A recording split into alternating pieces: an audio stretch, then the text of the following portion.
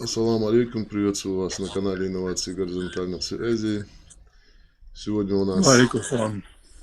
в эфире Саварбек Султыгов, специалист по обработке камня, добыче и обработке камня. На днях в Ингушетии произошло хорошее событие, открыли карьер по добыче камня. И я хотел бы поговорить с тобой, чтобы жители республики тоже что-то узнали о этом карьере, о перспективе работы этого карьера. Поэтому мы сегодня зададим несколько вопросов Саварбеку. Саварбек Калга. Нашел. Итак, Саварбек, что ты можешь рассказать о этом новом карьере?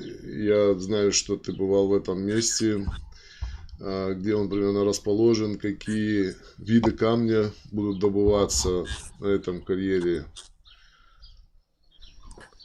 Если можно.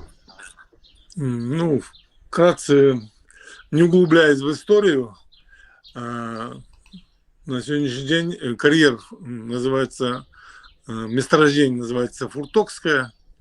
Оно находится на правом берегу Терека.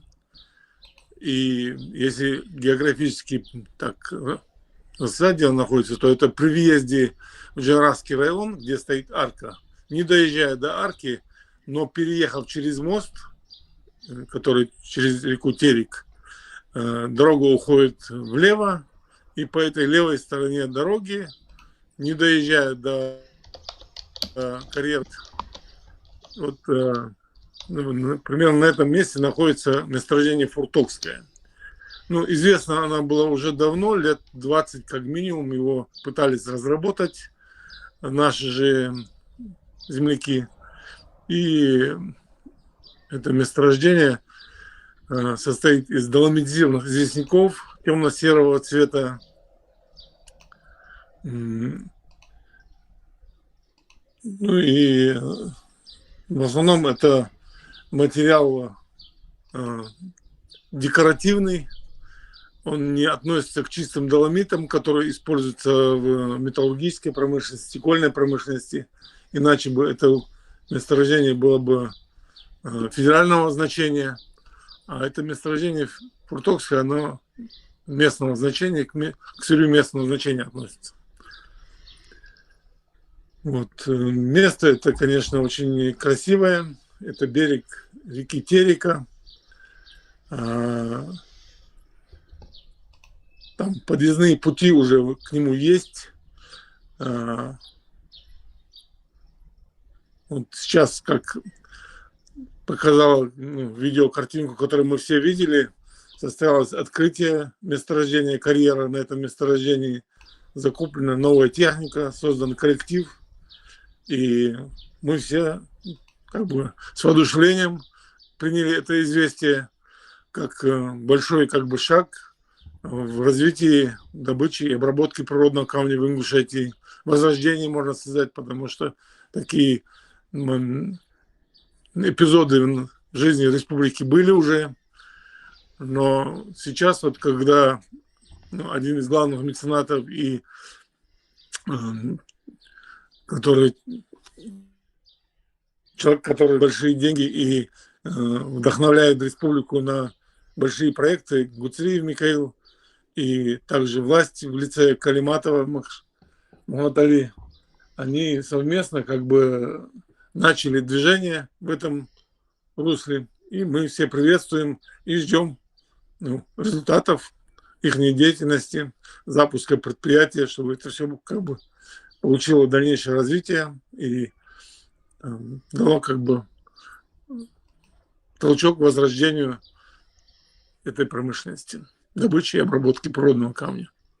А что за камень там, где он может использоваться? Ну, доломитизированный известняк, он может использоваться, в принципе, во многих отраслях, ну, как во многих, больше строительной отрасли, можно сказать так. Это может быть и начиная от щебня, бутового камня, изделия из него из природного камня, блоки, брусчатки, накрылочные плиты, облицовочные плиты. Это любая строительная продукция, в принципе, из него изготавливается. По своим качествам он относится между мрамором и известняком, так скажем. Он еще не мрамор, но уже и не известняк. Он доломитизированный известняк. И его свойства позволяют его использовать как в внутренних работах, так и во внешних работах.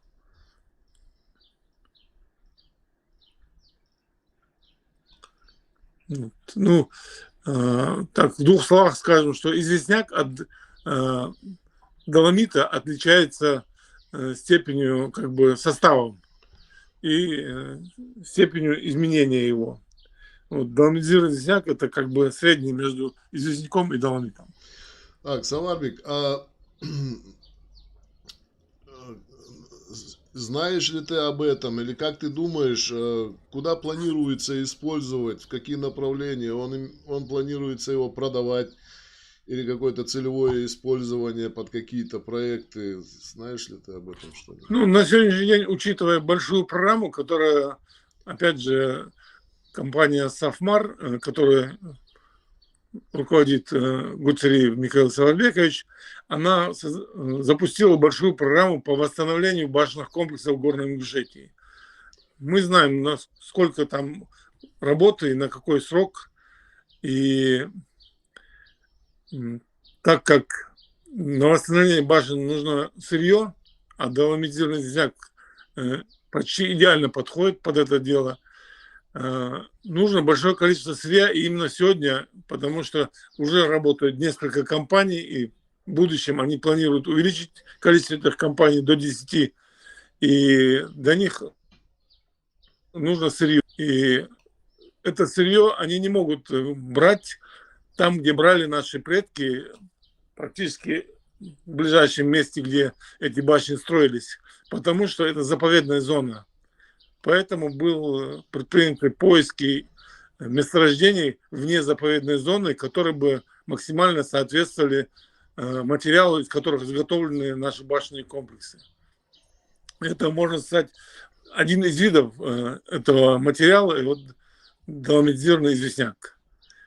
Но этим еще не ограничивается сырье, из которого построены наши башни. Там есть еще другие месторождения, которые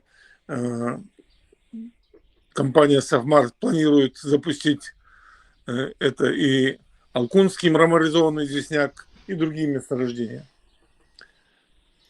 То есть там разные породы камня использовались, да, при строительстве? Наши предки, когда это строили башни, мы знаем, что в течение года должна была быть башня построена, иначе ее разбирали. Поэтому наши предки брали материал, конечно же, с ближайших мест расположения, где они собирались строить. Это или с горы спускались камни к этому месту, или же поднимались с речных долин, грубо говоря, валунник. И с этого материала они строили. Но, можно сказать, была одна особенность. Все практически угловые камни и все арочные камни и все такие главные конструктивные элементы строились с определенного камня. Эти камни заранее заготавливались в течение многих лет, привозились к месту будущей постройки башни и аккумулировались. Также эти камни привозили в виде подарка, гости привозили с далеких мест. Но опять же, эти люди, которые привозили эти камни, они не брали их где попало, а были места, где их добывали. Определенные фамилии, определенные тейпы. И для того, чтобы гость поехал с подарком, они сначала ехали в эти каменоломни, покупали эти камни, за что-то там, за скот или за какие-то подарки, и уже эти купленные камни везли подарком к тем, кому они ехали. И эти камни, они отличаются от доломитизированного известняка, от мраморизованного известняка. Это доломитизированный песчаник. Этот, не открытием, а можно сказать открытием, мы сделали вместе с руководителем компании «Наследие» Рамзаном Султыговым, который на сегодняшний день обучает ремесленников в наших горах в школе наследия. Был момент, когда меня попросили консультации, и я вместе с Рамзаном обследовал наши башни и обследовал сырье, из которого они изготовлены, и мы пришли к выводу, что вот этот угловые камни и арочные камни не имеют как бы основы, они нигде не описаны, они нигде не фигурируют как строительный материал. И мы удивились этому и начали поиски этого сырья в местах, где это было доступно для изучения.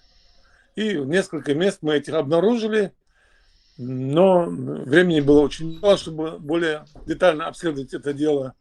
Но мы поняли, что вот угловые камни и арочные камни составлены из единого практически материала, доломитизированного песчаника.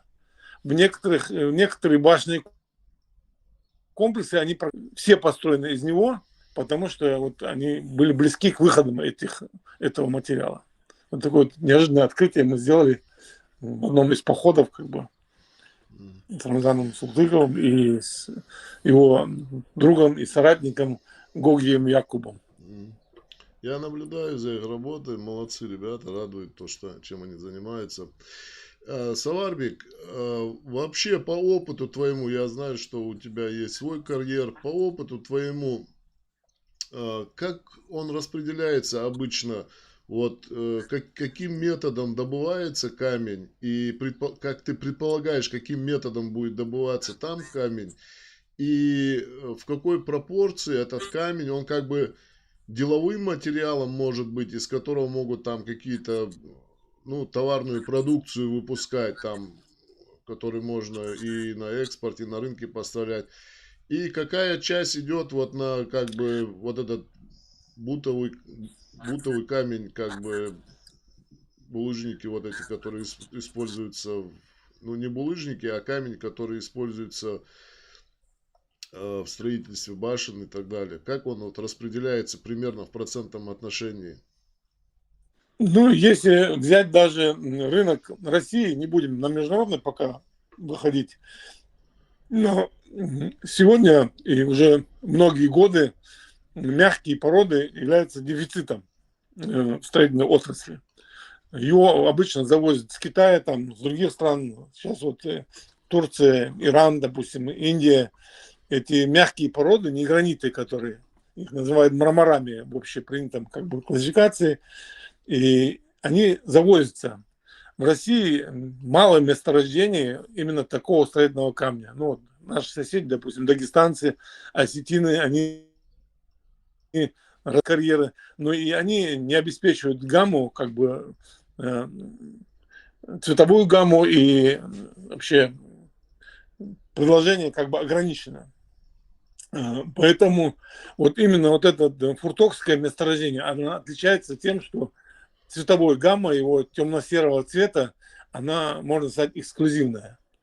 Вот я, насколько знаю, наши камни, наши месторождения и месторождения даже за границей, только в Германии есть похожий камень на наше фуртокское месторождение. И оно считается дорогим камнем.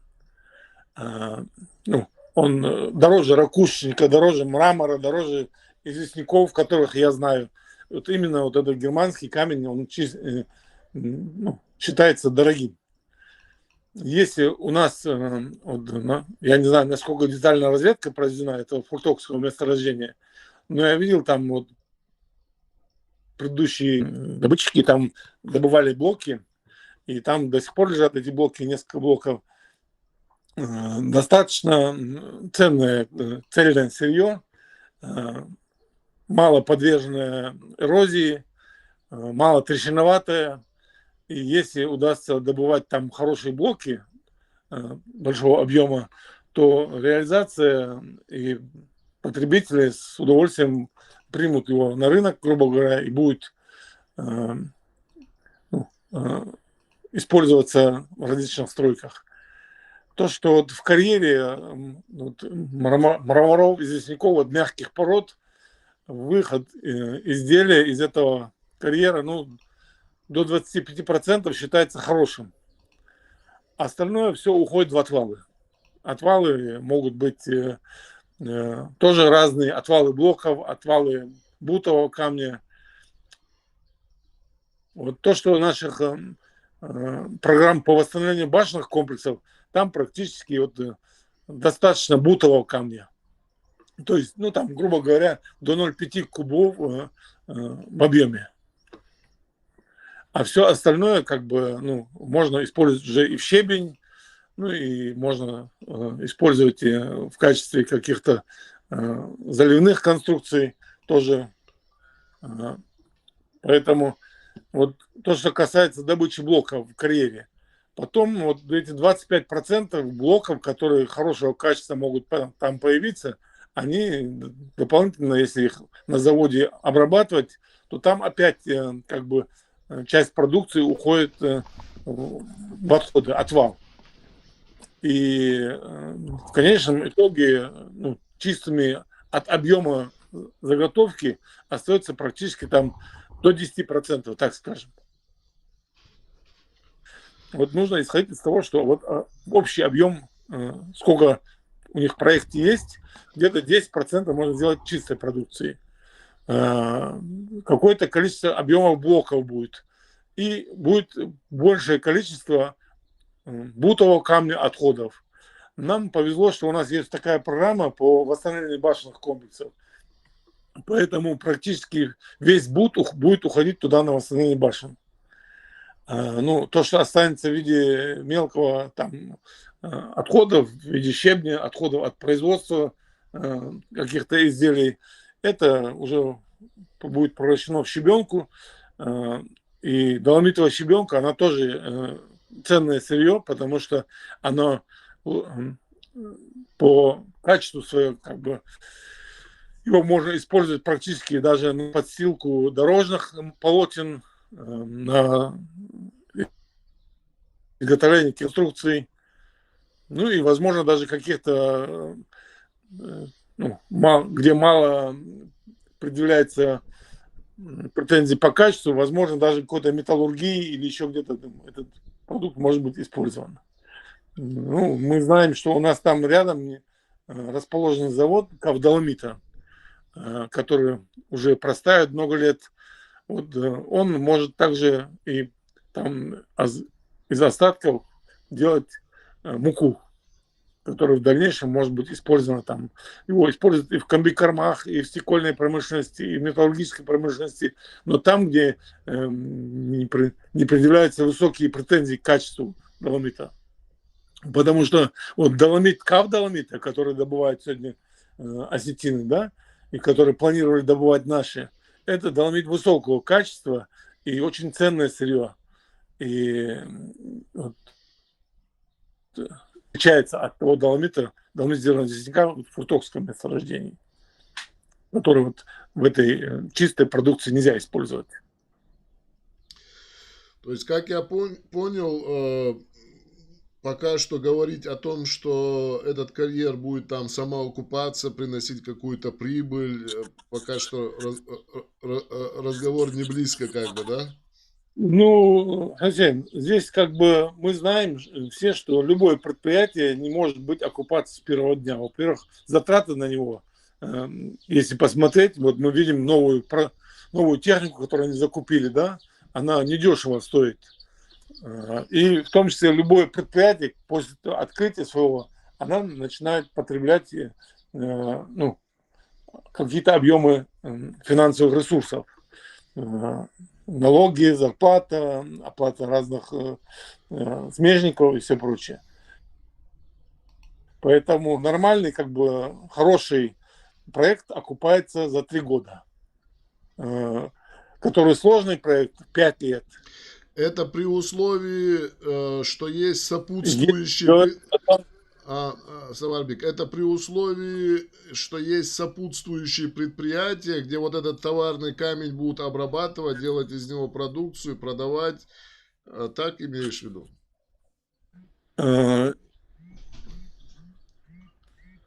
Естественно, вот, ну, я понимаю твой вопрос в таком ключе. Можно ли весь добываемый камень использовать как бутовый камень для восстановления наших башен. Это сегодня необходимо, так скажем, но это затратно, потому что если добываемый камень будет отвечать качеству блоков, допустим, да, даже блоков, то его потом дробить на бессмысленно. Надо увеличивать объем добычи. Если из добытых блоков будет получаться хорошее изделие, делать из него брусчатку, допустим, выпускать какие-то мелкие плитки тоже нерентабельно. Тоже нужно выпускать слэбы, запускать такое производство, где будет конечный продукт стоить дорого. Вот. Поэтому, я говорю, окупаемость при хорошем использовании сырья – это 3 года любого карьера с сопутствующим заводом. Если тяжелый карьер, если сложная продукция, если мало рентабельная продукция, это 5 лет. Ну, больше 7 лет уже никто не задумывается, не будет строить предприятие. Гуцериева и его компании, конечно, он делает большие затраты сегодня, и не только в этой части, но надеюсь, что любое предприятие станет рентабельным. Это касается и, всех его проектов. Не может никакой меценат, никакой бизнесмен бесконечно тратить деньги, не получая взамен как бы отдачу. Пусть, на первом этапе пусть это отдача эмоциональная там, от вложенных, как бы то, что он получает отдачу для души, это меценатство, там, продвижение каких-то культурных проектов. Но в конечном итоге любое предприятие должно превращаться в рентабельное предприятие. И тогда только оно имеет право на дальнейшее существование и развитие. Если смотреть горизонт 30, 50, 100 лет, это должно быть с нарастающим итогом, так скажем. Саларбек, примерно ориентировочно, как ты себе можешь представить, примерно сколько рабочих мест там может, как бы более-менее стабильных, постоянных рабочих мест быть организовано на этой площадке? На этой площадке, допустим, 15-30 человек может работать в карьере, включая технику, управление, тех, кто там занимается добычей. Вот ты упомянул слово как бы технология. То, что мы видим, то, что как бы сегодня происходит, это, грубо говоря, техника закуплена для того, чтобы приступить к добыче опытного карьера, так скажем. Разведка даже месторождения путем создания опытного карьера. Но технология добычи, она, десяток технологий добычи природного камня. В зависимости от сырья. Какое там, гранит, там, мягкое сырье. И даже вот в любом карьере при составлении проекта учитывается много аспектов до того, как начинать приступать к добыче. Залегание карьера, его характеристика его сырья, твердости, там много моментов, которые надо учитывать при добыче. И также и технология, которая применяется при его добыче. Самый простой, допустим, буразрывной метод, известный там всем. Следующий щадящий метод, допустим, алмазное бурение, алмазно-канатная добыча. Есть щадящие как бы технологии, которые применяются при добыче более хрупкого камня или где много сильно трещиноватого камня. Есть добыча растворами НРС, так называемыми растворами, быстро схватывающие, которые при расширении дают, отделяют камень. Каждое месторождение имеет свою особенность и технологии, которые его надо применять при добыче. Здесь технологии тоже они могут быть разные применены в зависимости от тоже есть ограничения по добыче камня, которые накладывает технадзор, близость разных объектов энергетических и других. В общем, это все в проекте учитывается, в проекте разработки карьеры, в проекте разведки. И в конечном итоге, чтобы это было безопасно, чтобы было рентабельно, чтобы было как бы, ну, в Экология там. перспективе, чтобы не привело это месторождение к закрытию Мгм. и карьера. Это очень важно. Саварбик, вернусь. Вот как я понял, при добыче камня там какие-то часть, большие какие-то блоки могут выходить и могут какие-то дробленые там небольшого объема. И вот эти крупные блоки, их нерационально дробить для того, чтобы там, ну, грубо там 50 на 50, там 50 на 30, 50 на 20 куски из него делать, использовать в реставрации башен там или других каких-то работ. Его выгоднее делать из него конечную продукцию, или ты имеешь в виду, есть рынок, где уже эти блоки продаются без обработки? Ну, сырье также, это блоки продаются без обработки. И рынок этого как бы потребления, все зависит от поставленной задачи. На сегодняшний день я понимаю, что задача поставлена добыть сырье для восстановления башенных комплексов в горах. Вот это вот пожелание или вот эта задача, она как бы ставит вопрос о расширении объема, о добыче большого объема сразу блоков, чтобы та часть, которая будет уходить на восстановление, хватало. И чтобы блоки, которые можно сохранить, оставались сохраненными. Эти блоки добытые можно хранить достаточно долго, они не подвержены разрушению ни атмосферными осадками, ни зима-лето, как бы это блоки можно долго хранить эти и продавать их. И достаточно дорого продавать. А ты думаешь, что вот в реставрации башен настолько активно и в таком объеме будет потребляться камень, что что нужно будет увеличивать его объем, постоянно наращивать его объем, чтобы оставались там цельные блоки? Ведь ты сказал, что большая часть э, они выходят и так как бы уже дробленный камень.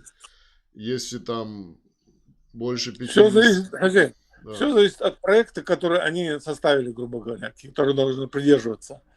Вот я думаю, что на сегодняшнем этапе практически весь камень, который они производят, может быть потреблен теми участниками, которые занимаются восстановлением башен.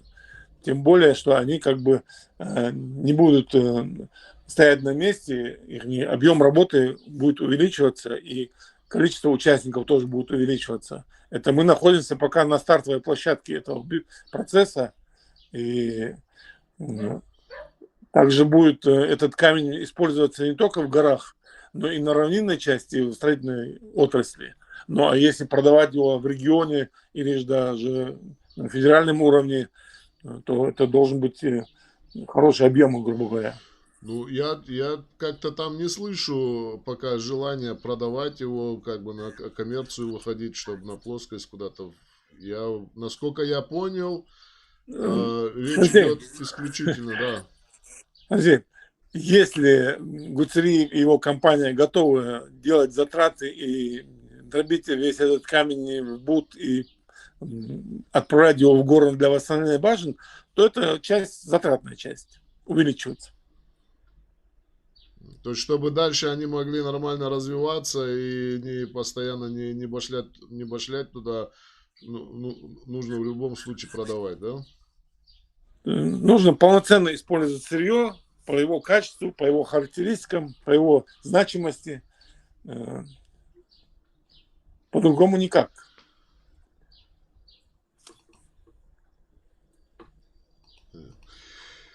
Если у нас, по твоему мнению, в регионе еще перспективные карьеры и, пример, если ты их на пальцах там стал бы считать, сколько их есть, которые при наличии инвестора, при каких-то благоприятных условиях в ближайшее время могли бы быть введены? Ну, мы сегодня живем в такое время, как, опять же, вернемся к словам Михаила. Сегодня запускать что-то новое очень тяжело. Мы знаем, в какой ситуации мы находимся, и страна, и наши как бы возможности промышленности. Поэтому то, что он сегодня сделал на Фуртокском месторождении, это, можно сказать, подвиг. Дальше, может ли этот отдельный карьер существовать, как бы, и больше ничего не запускать? Ну, практически может, наверное, может. Но здесь еще вопрос такой, я бы поставил. Главное в этом процессе не загубить вот это месторождение. Правильно подойти к нему с точки зрения технологии, взаимоотношения с другими отраслями, взаимоотношения с властными и надзорными органами, потому что там много вопросов. И, к сожалению, на моем пути немного, но несколько, как минимум, карьеров, которые были загублены на каком-то начальном этапе. А как их можно, Саварбик, а я вот не специалист вообще никак в этом вопросе, а как можно его загубить карьер? Ну, камень, не камень, что как-то неправильно его добывать можно? Вот если в начальном этапе будут допущены ошибки в проекте, в любой из частей этого проекта, то можно сказать, что предприятие будет загублено. А карьер как можно загубить сам? Неправильной добычей, неправильной технологией, которая была применена изначально. Вот эти ошибки природа не прощает. И если мы понимаем, что, допустим, кто-то совершил, что-то купил не то, продал не то, ну, ущерб получил, и все, его можно быстро как бы сминимализировать, выйти вообще в ноль. То природа, от которой мы совершаем ошибки, добывая неправильную технологию, используя неправильный подход, используя в добыче камня, природа не прощает. А по-новому подойти к месторождению, по-новому надо добывать, практически уже бывает невозможно. Потому что уже как бы совершенные ошибки слишком больших затрат требуют для того, чтобы по новой подойти и по-новому начинать добычу камня. Поэтому месторождений загубленных есть и в России, и за рубежом, которых никто опять не подходит. Начинают новые месторождения открывать, новые как бы добычу. Хотя там камень есть, да? Есть, да. Ну, все математика. Здесь как бы математику-то не обманешь. То есть можно начать так, чтобы его как масло отрезать на хлеб намазывать, а можно как-то так начать, что его никуда не намажешь уже, как я понял, да? Ну, самое простое, даже в этом фуртокском месторождении, я там был много раз за 20 лет, 2008 год, первый раз я туда попал, сколько лет прошло? Ну, меньше 20. Да. Изначально вот даже те, кто там пытался добывать камень и там пытался там закопушку сделать, грубо говоря, естественно, у них какие были возможности, какие ресурсы были, как это было, у них работа шла, они, грубо говоря, тупо они добывали там, где это возможно, максимально сузив фронт работы. Это естественный процесс, когда нету никаких возможностей, вот только есть там какой-нибудь бульдозер или эскаватор и КАМАЗ. В общем, они как мышка ели там, где ближе и вкуснее, да? Да. Ну, создали стенку. Высота стенки, ну, боюсь я в метрах ошибиться, я ее не мерил рулеткой. Ну, порядка 30 метров в этой закопушке стенка стоит. Которая сейчас вот этой техникой, которая у нас сегодня имеется, туда подойти невозможно. И даже если ты пытаешься применить технологию, уже сегодня нужно сделать затраты для того, чтобы создать дорогу наверх, уступы, технологические площадки. Это вот, с камнем шутить нельзя, он как бы не поддается, как ты говоришь, маслом нож резать. чтобы вот это вот все создать, нужно сегодня вливание делать в подготовку этого карьера к добыче. Потому что вот можно просто так же, как и раньше, тоже подойти в любое место и закопушку делать. Но это на какие-то там месяцы, даже не годы. И все. А потом надо делать большие затраты, чтобы создать с этой закопушки карьер.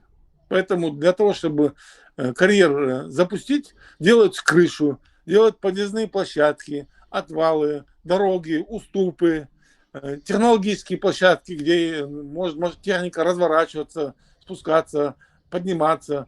И это надо делать не там, где мы видим этот карьер, а со стороны, где можно сделать петляющую дорогу наверх, как бы уступ за уступом.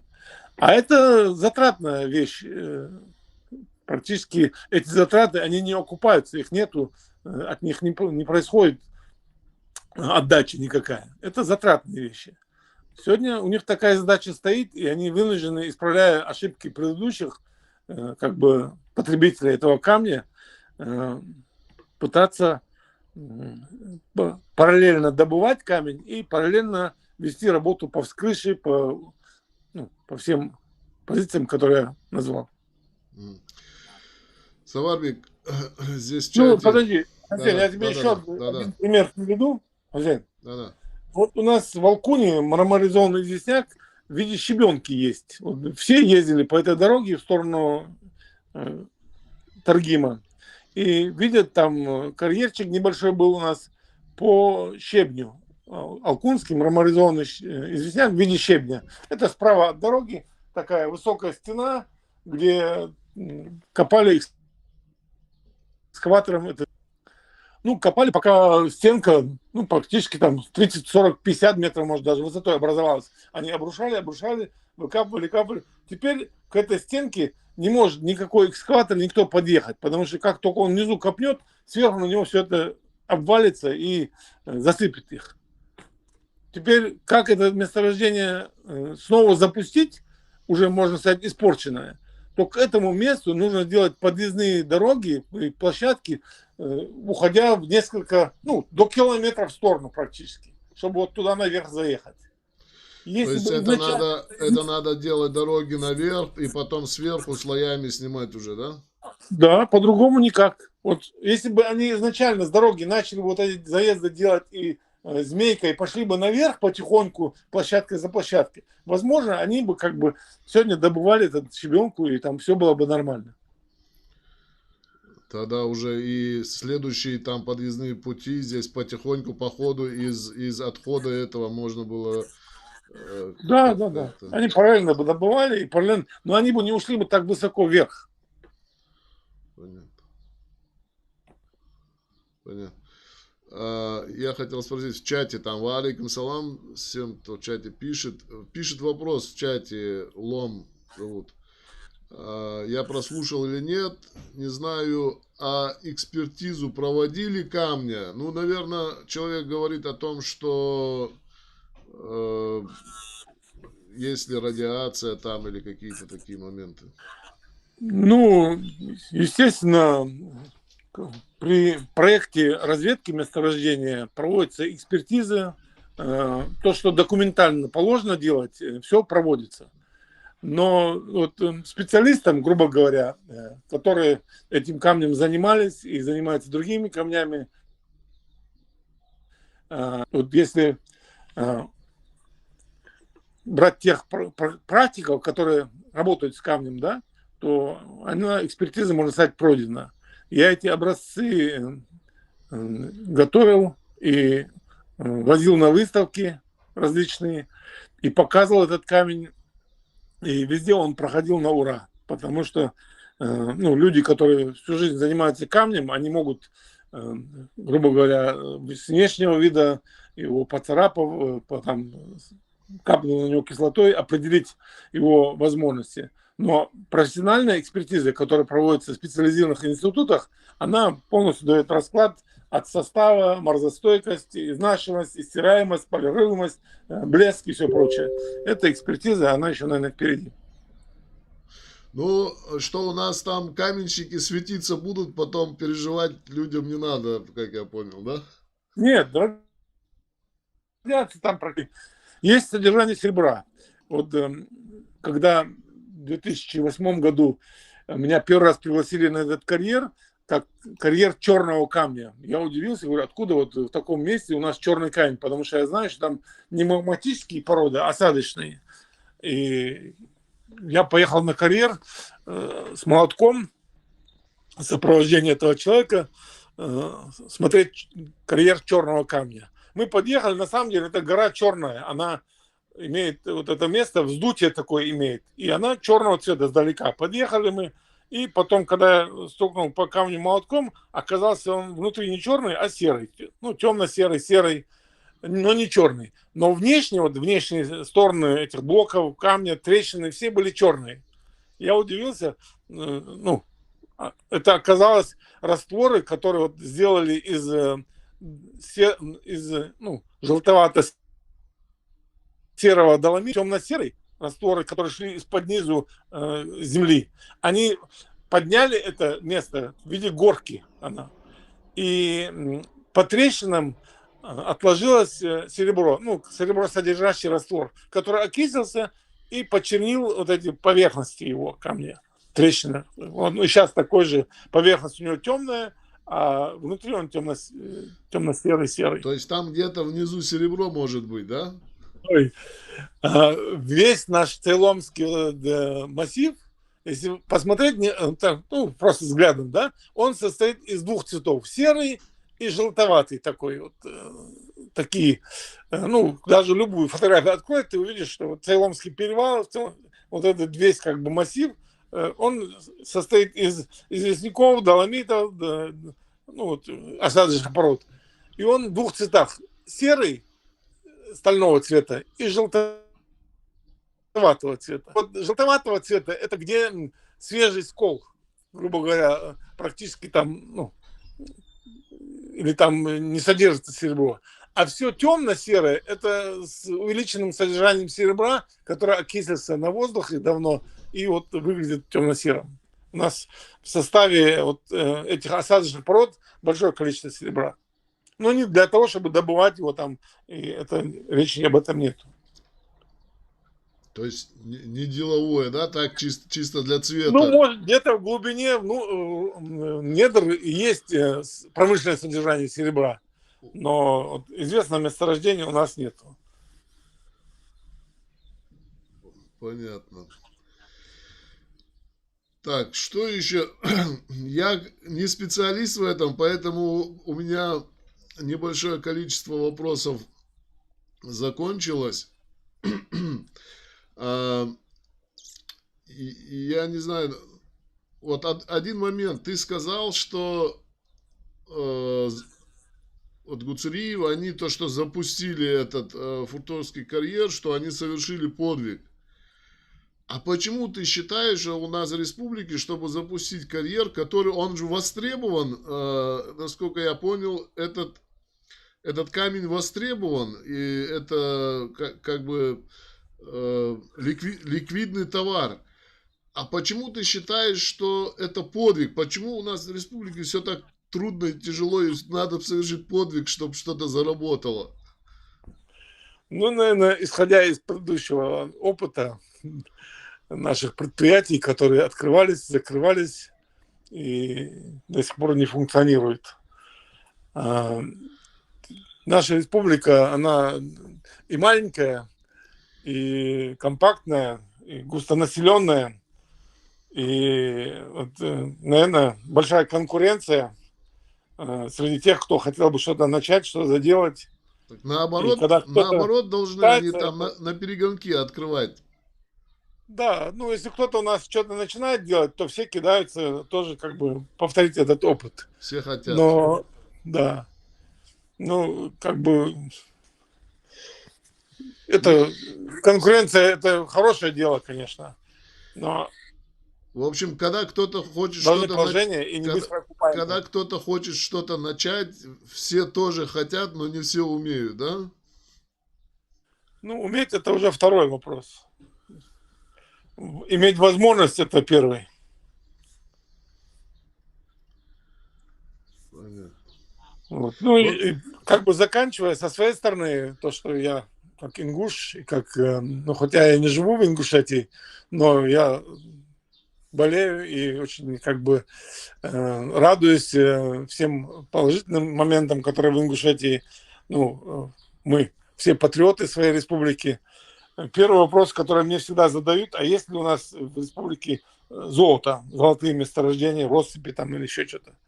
Ну, я отвечу так, что золото есть, оно в каком-то объеме, даже небольшие россыпи, может быть, есть по речкам, но оно не промышленного масштаба, может быть, быта. Где-то в глубине, может быть, можно создать шахты, как в ЮАР, допустим, много километров в глубину, и большие шахты, которые будут добывать это золото. Но это не вопрос сегодняшнего дня и нашей республики. есть, Но я скажу, что да. золото, вот, допустим, в моем понимании, это наши горы, которые могут быть использованы вот как открытие месторождений, карьеров. Этого сырья у нас много, и это и есть наше золото, которое хватит на много-много-много поколений, на тысячелетия. И не использовать его это неправильно. А использовать его, есть вот первый же возглас, там: о, оставьте наши горы в покое, оставьте наши башни в покое, мы хотим, чтобы они также стояли. Всем хватит вот этих гор, которые в нашей республике, всем хватит, пока земля, наверное, существует, столько мы можем добывать этот камень, и он не убудет ни у кого. Просто его надо добывать правильно, нарушая экологию, не нарушая эстетику, делать все красиво, как наши предки делали, э, грубо говоря, с правильным подходом. Я вот смотрю на то, что делает Михаил Саварбекович Гуцериев, то, что делают, допустим, другие тоже меценаты, те, которые могут что-то делать в республике, тот же Харсиев, Аушев, допустим. Вот, недавно на Цейлонском перевале вот этот, кафе создали тоже, как его фамилия, Паланкоев. Аурин Партиев. Вот такие вещи. Парчиев. Бековы тоже по их первым шагам видно, как они масштабируются и делают красивые проекты в Ингушетии. Наверное, есть многие, которые я еще и не знаю. Потенциал у нас большой. Люди, которые знают, умеют воплощать, тоже есть. Вот это все потихоньку объединяя и двигаясь вперед, грубо говоря, с хорошей перспективой для того, чтобы мы не потеряли время, не потеряли место в бурно растущей, грубо говоря, стране. Ну да, я думаю, люди вот за это и переживают, что там могут разворотить все, там Харцабага, и потом и ни туристы, никто туда не зайдет. Вообще какие-то правила есть, когда там карьер заканчивает работать, какая-то его консервация или приводить его в порядок там с точки зрения Ну, Хусейн, экологии. у меня большая надежда, что у Гуцериева и его команды есть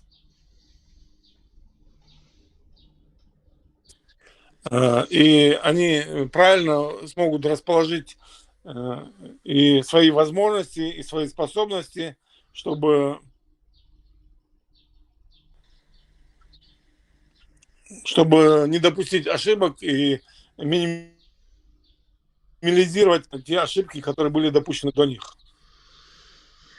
Будем все на это надеяться. Тогда, Саварбик, у меня вопросы закончили. Если хочешь добавить что-то, добавим и, наверное, завершим. Барков Хасен, что как бы дал возможность высказаться, это для меня тоже важно. И я надеюсь, что те, кто нашу беседу услышал, ну, не будут слишком требовательны, потому что у нас запись как бы вживую произошла. И если Да. где-то мы кого-то обидели или не упомянули, то пусть не обижаются. Надеюсь, мы не на что обижаться здесь будет никому. Саварбик, Ундел Реасхал, спасибо за то, что ответил на вопросы, какое-то дал понимание ситуации. Все вот эти несколько дней предыдущих И я заметил, что вот в соцсетях так, передавая эту новость, люди передают ее как радость, как какую-то радостную новость.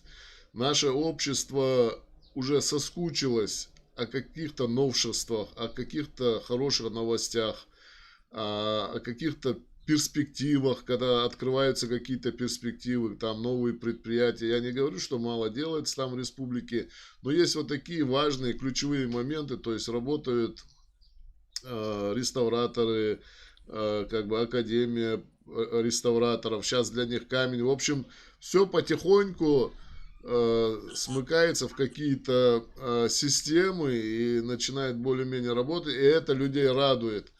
Хочу поблагодарить всех людей, которые участвуют в этом проекте с запуском карьера.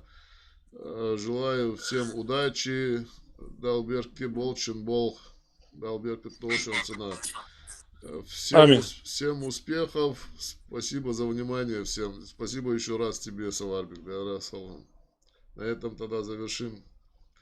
Пишите комментарии, мнения, свои вопросы. Если есть, если будет какое-то количество вопросов еще, мы попросим еще раз Саварбика прийти и надеемся, что он нам не откажет. Маснек Сол Маршал. На этом заканчиваем.